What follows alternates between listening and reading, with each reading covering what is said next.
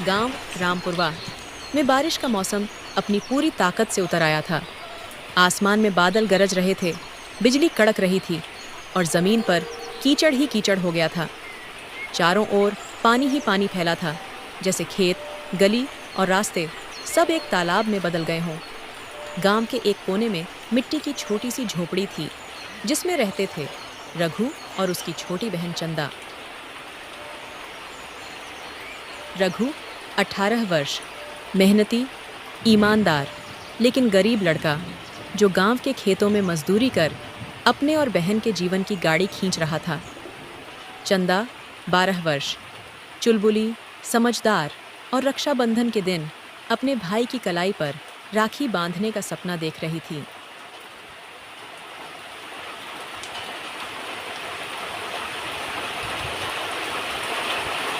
बरसात की इस भयानक रात में झोपड़ी के अंदर रघु एक कोने में बैठा भीगी लकड़ियां सुखाने की कोशिश कर रहा था।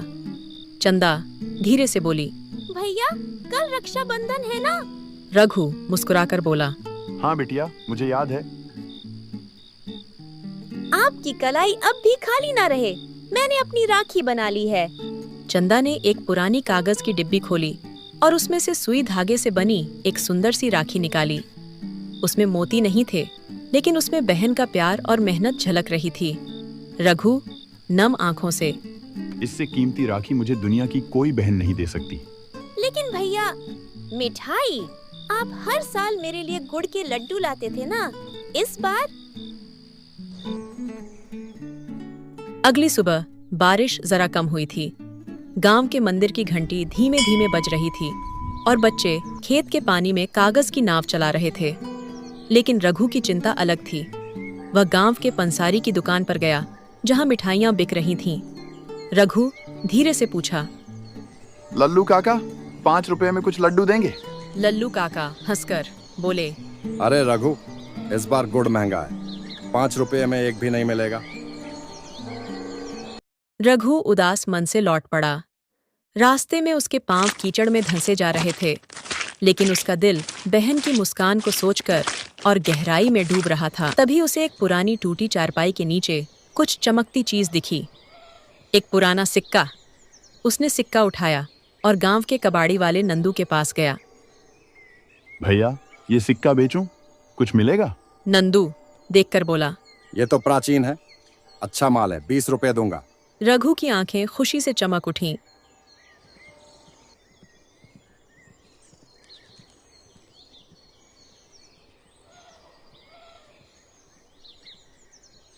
अब रघु सीधे बाजार गया, जहां एक छोटी सी मिठाई की दुकान खुली थी। रघु उत्साहित होकर बोला, भैया, 20 रुपए में कुछ गुड़ के लड्डू दे दो। दुकानदार मुस्कुराते हुए बोला, बिल्कुल, प्यार के लिए तो मिठाई भी मीठी हो जाती है। रघु ने मिठाई ली, कुछ मोती जैसी कांच की चूड़ियां भी खरीदी और फिर घर लौटते हुए चंदा के लिए एक छोटा सा आईना भी ले लिया।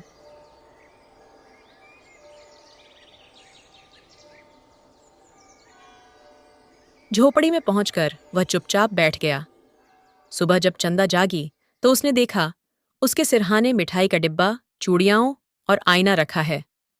चंदा खुशी से चिल्लाई, भैया, ये सब आपने मेरे लिए? रघु हंसकर बोला, तू मेरी बहन है ना, तेरे लिए जान भी दूं। उस दिन चंदा ने रघु की कलाई पर राखी बांधी और रघु ने अपनी हथेली पर उसका सिर रखकर वादा किया, जब तक मेरा दम है तुझे कभी किसी तकलीफ में नहीं पड़ने दूंगा।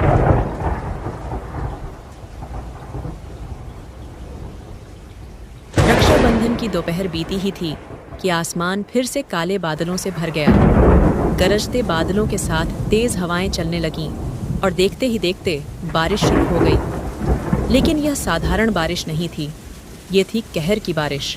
गांव की नदी बड़वा नाला, जो अब तक शांत थी, अचानक उफनने लगी। पानी झोपड़ियों में घुसने लगा। लोग अपने सामान समेटकर ऊंची जगहों की ओर भागने लगे। रघु और चंदा की झोपड़ी भी इससे अछूती नहीं रही। दीवारें टपकने लगीं, फर्श पर पानी भर गया। चंदा डरते हुए बोली, भैया, ये पानी अंदर कैसे आ गया? रघु चिंतित होकर बोला, नदी का पानी बढ़ गया है चंदा, हमें जल्दी कुछ करना होगा। रघु ने फटी हुई टीन की छत के नीचे कुछ सामान समेटा। पुराने कपड़े, चंदा की स्कूल की किताबें और राखी की वो डिब्बी जिसमें चंदा की बनाई हुई राखियां रखी थीं। गांव का दृश्य अब पूरी तरह बदल चुका था। झोपड़ियां ढह रही थीं, मवेशी बह रहे थे, बच्चे रो रहे थे और औरतें सिर पर गठरी रखकर ऊंचे बांध की ओर भाग रही थीं।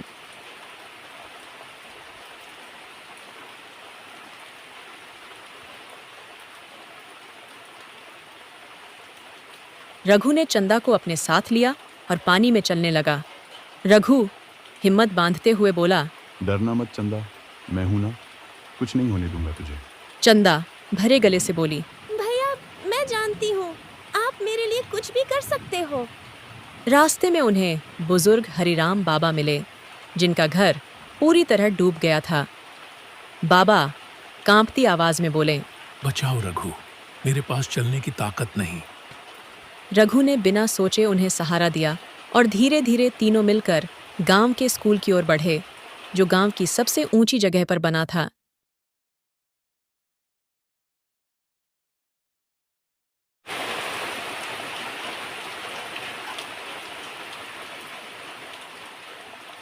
गांव के प्राथमिक विद्यालय की इमारत अब अस्थायी राहत शिविर बन चुकी थी। लोग वहां भीगते ठिठुरते जमा हो रहे थे। गांव के प्रधान, मास्टर जी और 2-3 नौजवान वहां सबको जगह देने की कोशिश कर रहे थे। सबको एक कोना दे दो, बच्चों और औरतों को भीतर रखो। रघु ने चंदा को एक कोने में बिठाया, उसे अपनी शॉल ओढ़ाई और खुद भीगी जमीन पर बैठ गया। रात भर बारिश थमती नहीं दिखी।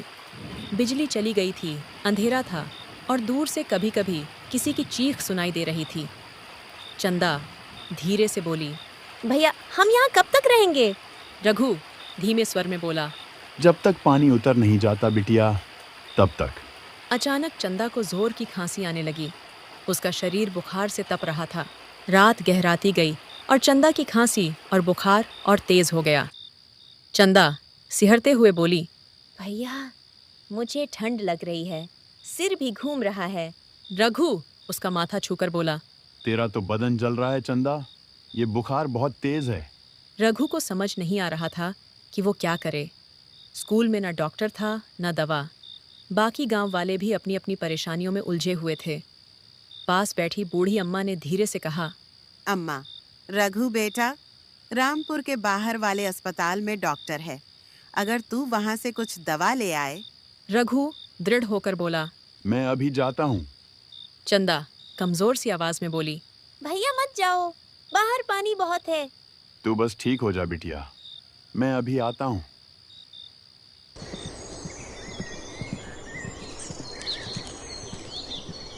रघु ने 2 पुराने बोरे की तरह प्लास्टिक की थैलियों को अपने पैरों में बांधा और निकल पड़ा उस भयंकर बारिश में।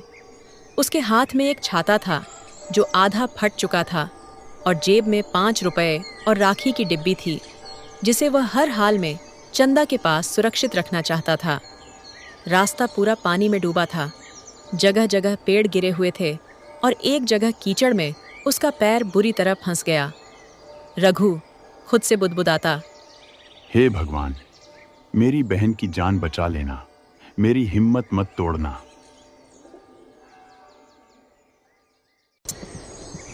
एक जगह नदी का तेज बहाव उसके रास्ते को काट चुका था, लेकिन वहां गांव का एक पुराना पुल था जिसे पार करना जिंदगी और मौत के बीच चलने जैसा था। रघु पुल को देखते हुए बस बोला, एक बार पार हो जाऊं। रघु ने सांस रोकी और हिम्मत करके पुल पार किया।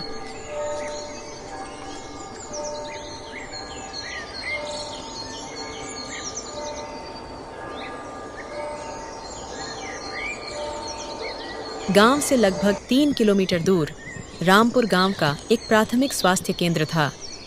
वहां एक बूढ़ा कंपाउंडर बैठा था जो आपातकाल में मरीजों की देखभाल करता था। रघु हाँफते हुए बोला, भैया, मेरी बहन, बुखार बहुत तेज है, कुछ दवा। अरे बेटा, इतनी बारिश में कैसे आया तू? चल, मैं कुछ दवा देता हूँ, लेकिन डॉक्टर तो 2 दिन से फंसे हैं कहीं।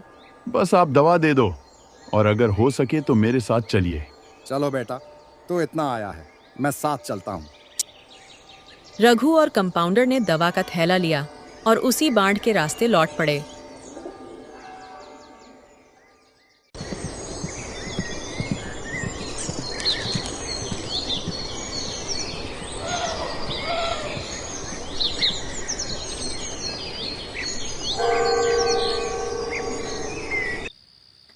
जब रघु कंपाउंडर के साथ स्कूल के राहत शिविर में पहुंचा, तब चंदा की हालत और बिगड़ चुकी थी।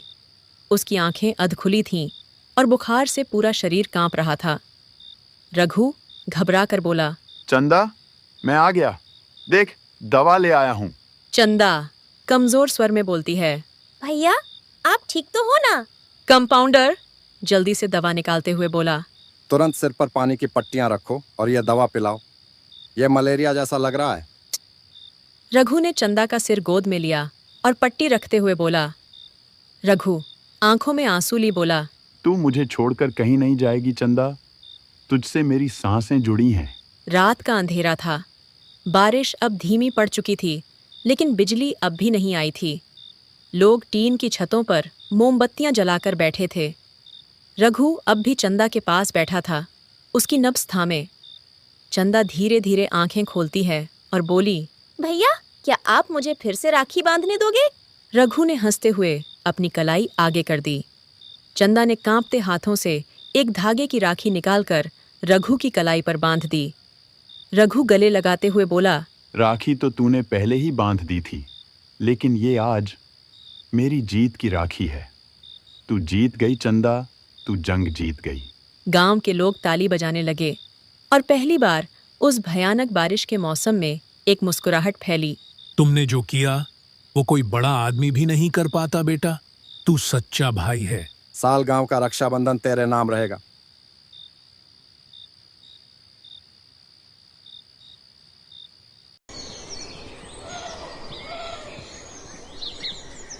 चंदा अब ठीक हो चुकी थी। वह फिर से पहले जैसी हंसमुख और चंचल दिख रही थी, लेकिन अब उसमें एक नई गंभीरता भी थी। भैया मैं बड़ी होकर डॉक्टर बनूंगी ताकि किसी को बरसात में यूं तकलीफ ना उठानी पड़े। रघु मुस्कुराकर बोला, और मैं मेहनत करूंगा ताकि तुझे पढ़ा सकूं। रघु अब खेतों के साथ साथ गांव की चौपाल में बच्चों को पढ़ाने भी लगा। उसे पढ़ाई का शौक था, लेकिन हालात ने उसे खेतों में धकेल दिया था। गांव वालों ने भी देखा कि रघु सिर्फ मेहनती नहीं बल्कि समझदार भी है। प्रधान जी ने पंचायत में प्रस्ताव रखा, रघु को गांव का शिक्षा सेवक बनाया जाए। उसे हर महीने कुछ वेतन भी मिलेगा। पूरा गांव ताली बजाकर राजी हो गया। रघु की जिंदगी अब बदलने लगी थी। वह सुबह खेतों में काम करता, दोपहर बच्चों को पढ़ाता और शाम को चंदा के साथ बैठकर उसकी किताबों में मदद करता। बरसात के बाद गांव में सरकारी योजनाएं आईं। टूटी झोपड़ियों के बदले ईंट के घर बनने लगे। रघु चंदा से बोला, अब तेरा सपना भी बनेगा और हमारा घर भी। जब मैं डॉक्टर बन जाऊंगी तो सबसे पहले गांव के लिए अस्पताल खोलूंगी और उसका नाम होगा रघु चाचा स्वास्थ्य केंद्र। रघु ने उसे गले से लगा लिया। 1 साल बीत चुका था। फिर से रक्षाबंधन का दिन आया। इस बार गांव में धूप थी। कोई बाढ़ नहीं, कोई डर नहीं। चंदा ने रघु के लिए बाजार से नई राखी खरीदी थी और साथ में एक कागज पर कुछ लिखा था। जब राखी बांधी तो रघु ने वही सवाल किया। रघु हंसते हुए बोला, इस बार क्या मांगोगी बहना? चंदा कागज देते हुए बोली, आप इस पर दस्तखत कर दो। श्री रघु पेपर पढ़ता है। रघु, ये वचन देता हूँ कि मैं चंदा को डॉक्टर बनाने के लिए जी जान से मेहनत करूंगा और खुद कभी हार नहीं मानूंगा। रघु ने कांपते हाथों से दस्तखत कर दिए। आज तेरे लिए सिर्फ राखी नहीं, मेरी जिंदगी की डोर भी है। चारों ओर मिठाई बंटी, बच्चे नाचे और गांव में सबसे अनोखा रक्षाबंधन मनाया गया, जहां राखी केवल धागा नहीं थी बल्कि सपनों, वचनों और प्रेम की एक मजबूत डोर थी। जब रिश्ते सच्चे हों और इरादे मजबूत, तब सबसे गहरी बारिश भी सपनों को नहीं डुबो सकती। ये थी कहानी भारी बरसात में गरीब का रक्षाबंधन, एक भाई की ममता और बहन के सपनों की। कहानी अच्छी लगी हो तो लाइक करें और चैनल को सब्सक्राइब करें, जिससे हमारी नई नई कहानियों की नोटिफिकेशन आपको मिलती रहे। धन्यवाद।